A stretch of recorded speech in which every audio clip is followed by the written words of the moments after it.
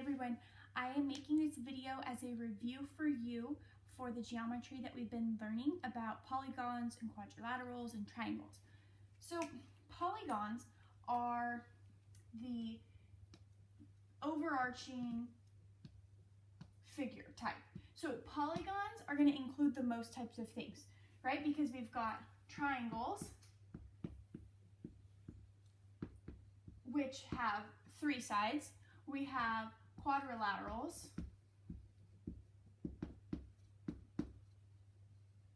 which have 4 sides, and then we have everything else, right? So anything that is more than 4. So that would be like 5 would be a pentagon, 6 is a hexagon, 7 heptagon, 8 octagon, and it continues.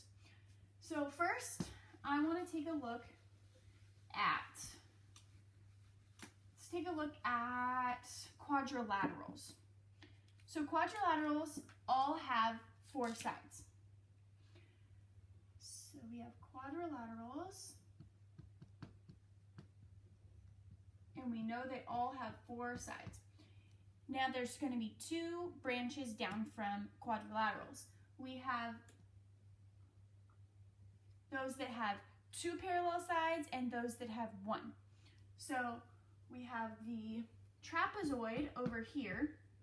And the trapezoid is kind of just on its own because it's only got 1 pair of parallel sides. So it could be like, maybe like this. This would be an example of a trapezoid because this line and this line are parallel, but these 2 are not. So it's over here on its own.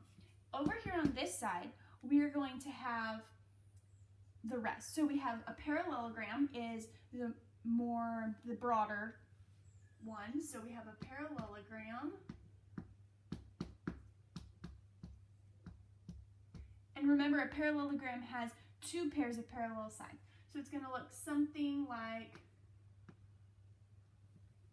this. So we've got 1 and 1, those are both parallel, and then this one and this one are both parallel. Now, a parallelogram can have 2 sides that are, these 2 sides are the same and these 2 sides are the same. It can have all 4 are the same. So if 2, like this, where 2 are the same and these 2 are the same, what if they are right angles right here? That would be a rectangle, right? So they're going to have right angles. This is a rectangle. Now a rectangle is still a parallelogram because it still has these 2 pairs of parallel sides. See, 2 pairs of parallel sides. Though the special thing about a rectangle is that it has these right angles. Now another type of parallelogram is actually a rhombus. So the rhombus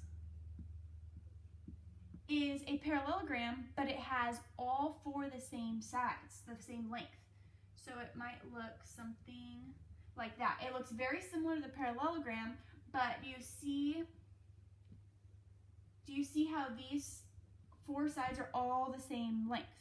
So it may be like 2 inches, 2 inches, 2 inches, and 2 inches. They're all the same length. Now, here's the tricky part. A square is going to be all of those things. So a square, actually, we come together down here, and we have a square. A square has all the same things that all of these have. So if it's a square is a rectangle because it has 4 right angles and it has 2 pairs of parallel sides. So it's a rectangle still. And it's a parallelogram because it's got the 2 pairs of parallel sides. It's a rhombus because it has those parallel sides and all the lengths are the same. So if you were asked, tell me about this shape, what could you call it?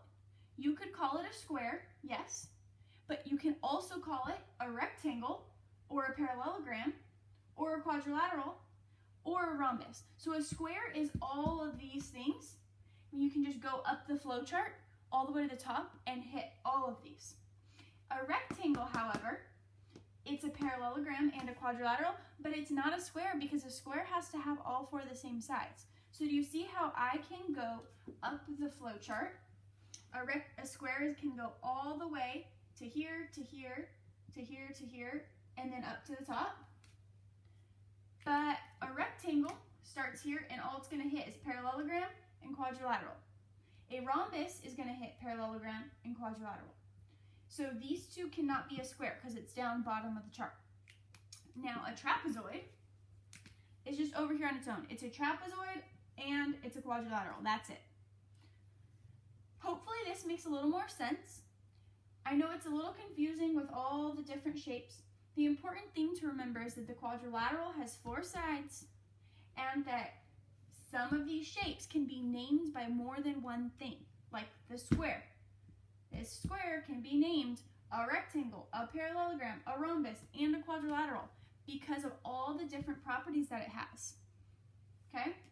So hopefully this is helpful to you. If you have more questions about quadrilaterals, please email me or we can talk about it over Zoom, our next Zoom meeting.